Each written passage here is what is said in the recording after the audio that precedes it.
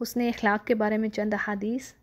اللہ سبحانہ وتعالیٰ فرماتے ہیں وَإِنَّكَ لَعَلَىٰ خُلُقٍ عَظِيمٍ، یعنی اے پیغمبر بے شک آپ بلند اخلاق کے مالک ہیں۔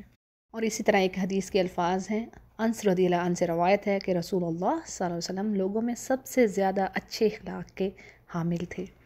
بخاری اور مسلم اس کو روایت کر رہے ہیں۔ اسی طرح ایک اور جگہ پر بات آتی ہے کہ آپ صلی اللہ علیہ وسلم نہ تو فحش گو تھے، نہ ہی تکلف سے بد زبانی کرنے والے تھے، اور آپ صلی اللہ علیہ وسلم فرمایا کرتے تھے کہ تم میں سے سب سے بہترین وہ شخص ہے جو تم میں اخلاق میں سب سے اچھا ہے۔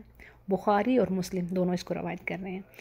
یعنی اس حدیث میں نبی کریم صلی اللہ علیہ وسلم کے بلند حسن اخلاق اور شرافت کی خوبصورت خوبیوں کا بیان ہے، اور اہل ایمان کے بارے میں کیا بیان ہے کہ جو سب سے بہترین اخلاق والا ہے وہ سب سے بہتر۔ جیسے نبی کریم صلی اللہ علیہ وسلم کی حدیث ہے کہ قیامت والے دن مومن بندے کی میزان میں حسن اخلاق سے زیادہ بھاری چیز کوئی نہیں ہوگی، اور یقیناً اللہ تعالیٰ بد زبان اور بیہودہ گوئی کرنے والے کو ناپسند کرتا ہے۔ اسے ترمذی روایت کر رہے ہیں اور یہ حدیث حسن ہے۔ دیکھیں کیسی زبردست خوشخبری ہے اس حدیث میں، یعنی حسن اخلاق قیامت والے دن سب سے زیادہ نفع دے گا اور یہ سب عملوں سے بھاری ہوگا، لیکن اس شخص کے لیے جو مومن ہوگا، کیونکہ کافروں کے لیے تو اللہ نے کہہ دیا نا فَلَا نُقِيمُ لَهُمْ يَوْمَ الْقِيَامَةِ وِزْنًا، سورہ کاف کی آیت ہے 105۔ یعنی اللہ فرماتے ہیں کہ کافروں کے لیے تو ترازو ہی قائم نہیں کریں گے، یعنی مومن بندہ بہترین اخلاق والا کامیاب ہو گیا۔ پھر اسی طرح ایک اور حدیث کے الفاظ ہیں، عائشہ رضی اللہ عنہا سے روایت ہے کہ میں نے رسول اللہ صلی اللہ علیہ وسلم کو فرماتے ہوئے سنا، مومن یقیناً اپنے حسن اخلاق سے وہ درجہ پا لیتا ہے جو ایک روزے دار اور راتوں کو قیام کرنے والے شخص کے حصے میں آئے گا۔ دیکھیے کتنی بڑی بات ہے کہ روزے دار سے مراد وہ شخص جو کثرت سے نفلی روزے رکھتا ہے، فرض تو ظاہر ہے سبھی رکھ رہے ہوں گے، لیکن نفلی روزے رکھنے والا اور راتوں کو اٹھ کر اللہ کی کثرت سے عبادت کرنے والا۔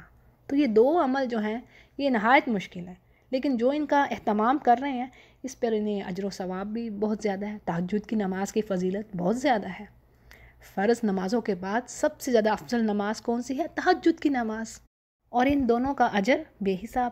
لیکن کیا ہے کہ حسن اخلاق والا شخص اس ثواب کو اپنے حسن اخلاق سے ہی پالے گا، یعنی جس طرح ان دونوں چیزوں پر بے انتہا اجر ہے تو حسن اخلاق والے کو یہ اجر مل جائے گا اپنے حسن اخلاق کی وجہ سے۔ تو کتنی بڑی یہ بشارت ہے۔ اسی طرح ایک اور حدیث کے الفاظ ہیں، ابو ہریرہ رضی اللہ عنہ سے روایت ہے کہ رسول اللہ صلی اللہ علیہ وسلم سے سوال کیا گیا کہ کون سا عمل انسانوں کے زیادہ جنت میں جانے کا سبب بنے گا، تو آپ صلی اللہ علیہ وسلم نے فرمایا تقوی اللہ و حسن الخلق، یعنی اللہ کا ڈر اور حسن اخلاق۔ اور پھر پوچھا گیا کہ کون سی چیزیں انسانوں کے زیادہ جہنم میں جانے کا سبب ہوں گی، تو آپ صلی اللہ علیہ وسلم نے فرمایا الفم والفرج، یعنی منہ اور شرمگاہ۔ اسے ترمذی روایت کر رہے ہیں اور یہ حدیث حسن صحیح ہے۔ تو اس حدیث کے بینیفٹس زبردست ہیں، بڑی جامعہ حدیث ہے۔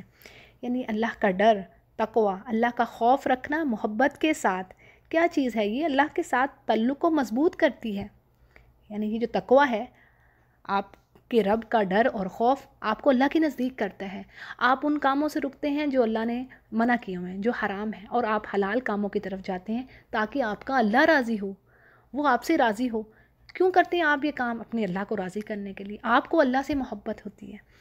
تو یہ ہو گیا تقوی اور حسن اخلاق سے، یعنی لوگوں کے حقوق میں کوئی کوتاہی نہیں ہو پاتی، اور اپنے اچھے اخلاق سے انسان بہت سارے لوگوں کے دلوں میں جگہ بنا لیتا ہے جو کہ غصے اور سختی سے نہیں بنا پاتا۔ جیسے آپ صلی اللہ علیہ وسلم نے فرمایا کہ جو شخص نرمی سے محروم کر دیا گیا وہ ہر قسم کی بھلائی سے محروم کر دیا گیا۔ مسلم اس کو روایت کر رہے ہیں۔ تو اللہ سے دعا ہے کہ اللہ سبحانہ تعالیٰ ہمیں حسن اخلاق، تقوی، یعنی ان تمام خوبصورت خوبیوں سے ہمارے دلوں کو بھر دے اور ہمیں ان جنت والے راستوں پر ڈال دے، یعنی کہ جن کے ذریعے سے لوگ کثرت سے جنت میں جائیں گے۔ یہ وہ اعمال ہیں، حسن اخلاق اور اللہ کا ڈر، یہ وہ اعمال ہیں جو جنت کی طرف لے جانے والے ہیں، جو ہم نے حدیث میں پڑھ لیا۔ اور اسی طرح اللہ ہمیں ان برائیوں سے بچائے جو جہنم کی طرف لے جانے والی ہیں، یہ غیبت، بہتان تراشی، گالی گلوچ، بیہودہ گوئی، یہ سب زبان کے کام ہیں، اور یہی برے اخلاق انسانوں کو جہنم میں زیادہ لے جانے کا باعث ہوں گے۔ تو اللہ سے ہم پناہ مانگتے ہیں اس چیز سے۔ وآخر دعوانا الحمد للہ رب العالمین۔